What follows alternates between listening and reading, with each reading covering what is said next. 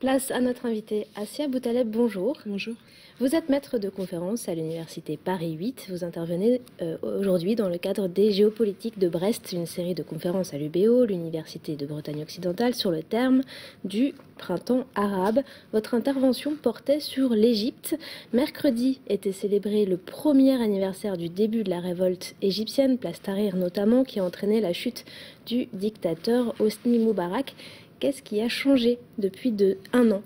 Depuis un an, ce qui a changé, c'est que le pays est dirigé par les militaires de manière explicite. Avant, depuis l'indépendance de l'Égypte, depuis la prise de pouvoir par Gamal Abdel Nasser, l'Égypte était dirigée par des militaires qui, au fur et à mesure, se sont mis en retrait et dans les coulisses. Là, depuis le départ de Hosni Moubarak, les militaires ont les rênes du pouvoir. Ce qui a changé, pas beaucoup de choses et en même temps énormément de choses. Pas beaucoup de choses dans le sens où il y a eu, où les personnages clés restent en place, où la haute fonction publique est restée quasiment inchangée. Ce qui n'a pas changé, c'est que la situation économique est terrible. Ce qui n'a pas changé, c'est que les jeunes militants continuent à être arrêtés, continuent à être traduits selon les lois de l'état d'urgence, qui veut que quand vous êtes arrêté pour activisme politique, vous êtes traduit devant des tribunaux militaires et pas des tribunaux civils. Ce qui a changé, par contre, ça a été que le peuple redécouvre son pouvoir.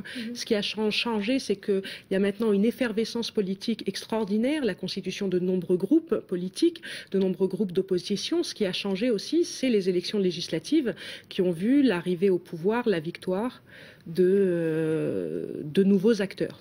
Quel regard porte aujourd'hui la jeunesse égyptienne sur la situation du pays et sur l'avenir du pays peut-être ? Alors, il est difficile de dire toute la jeunesse égyptienne. Si on prend les groupes de révolutionnaires qui continuent à se revendiquer comme révolutionnaires, le regard est très, très sombre. Le regard est que la révolution leur a été confisquée, qu'ils ont fait la révolution pour après être complètement marginalisés, que la révolution continue surtout, ce qui va à l'encontre Ça, on n'est pas encore dans l'après-révolution, on est encore dedans en fait. Exactement. Du moins, c'est le message des jeunes. Et pour les jeunes et la jeunesse, soyons exhaustifs et prenons tout le monde dans le même paquet, la révolution doit continuer. Et la révolution continue. Ce qui fait qu'ils ont été dans une position assez ambiguë par rapport à cette célébration des 1 an de la révolution. Parce que beaucoup de jeunes ont dit on célèbre la poursuite de la révolution, on ne célèbre pas la révolution.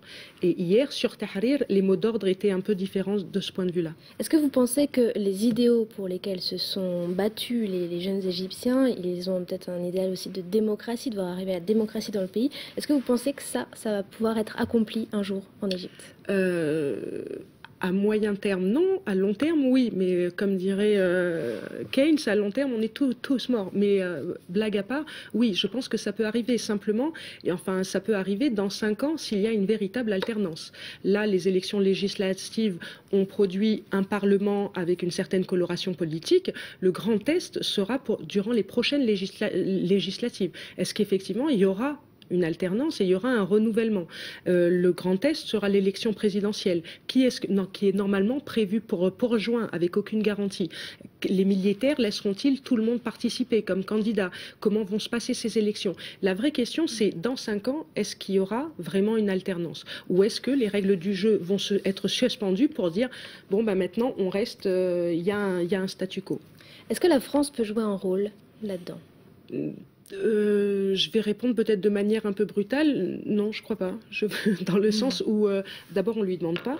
D'abord, les Égyptiens, ni les Tunisiens, si on veut être plus globaux sur le printemps arabe, ne demandent à ce que des puissances étrangères, a fortiori ex-colonisatrices et tout ça, jouent un rôle. Le seul rôle qui peut être joué, c'est peut-être de vigilance par rapport au respect ou pas des libertés. Mais sinon, on lui demande pas. Tout à l'heure, vous parliez des jeunes qui se sont vus retirer un peu cette révolution désappropriée, notamment avec l'arrivée des frères musulmans, c'est ça, qui finalement se sont appropriés cette révolution actuellement. Est-ce que l'Égypte est réellement dans l'après-révolution ou pas? Enfin, comment ça va évoluer? Je pense qu'on est encore en plein dans la révolution. On est dans une période de transition. La transition, c'est la détermination de nouvelles règles du jeu. On n'a pas encore déterminé toutes les règles du jeu. On ne sait même pas si les différents acteurs vont s'y tenir à ces règles du jeu. Quand vous dites les islamistes ont remporté cette révolution et ont confisqué, c'est pas vraiment les islamistes qui ont confisqué la révolution des mains des jeunes, c'est beaucoup plus l'armée.